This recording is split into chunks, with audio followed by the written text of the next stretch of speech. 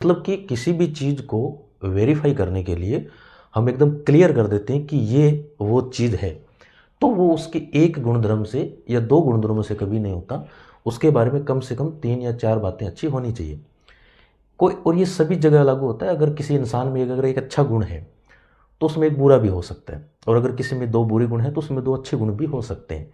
ये हम कैसे निर्धारित करेंगे? अगर हम किसी व्यक्ति की या किसी भी ऑब्जेक्ट की अगर हम क्लियरिफिकेशन कर रहे हैं, एकदम क्लियर कर रहे हैं कि ये आदमी ऐसा है, या ये गाड़ी ऐसी है, या ये देश ऐसा है, या ये जगह ऐसी है, तो उसके बारे में हम क्लियर करने के लिए एक पॉइंट नहीं रखेंगे, कम से कम उसके बारे में 4 से 5 बातें होनी चाहिए।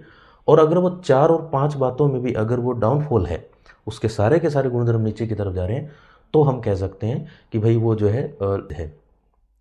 हम एक चीज़ के एक गुण के आधार पे हम ये तय कर देते हैं कि वस्तु सही है, ऑब्जेक्ट सही है, या आदमी सही है, या जो भी हो, दुनिया सही है, देश सही है, धर्म सही है, जाति सही है। ये बहुत सारी चीज़ें हम एक गुण, एक प्रॉपर्टीज़ पे हम एक क्लियरिफिकेशन कर देते हैं, क्लियर कर देते हैं कि ये चीज़ गलत है और ये सही है। लेकिन ऐसा नहीं होना चाहिए। कम से कम उस वस्तु के बारे में 4 से 5 गुण ऐसे हमें निकालने चाहिए जिससे हम क्लियर कर सकें कि वो वस्तु वास्तव में वैसी है या नहीं है। सजीव निर्जीव हो गया तो उसमें भी हम ये देखते हैं, और मेटल्स नॉन मेटल्स पढ़ते हैं तो उसकी फिजिकल प्रॉपर्टीज़ में भी हम ये कन्फर्म करते हैं कि उसके अंदर कम से कम 4 से 5 गुण धर्म तो हो जिससे हम क्लियर कर सकें कि वो वास्तविक चीज़ है क्या।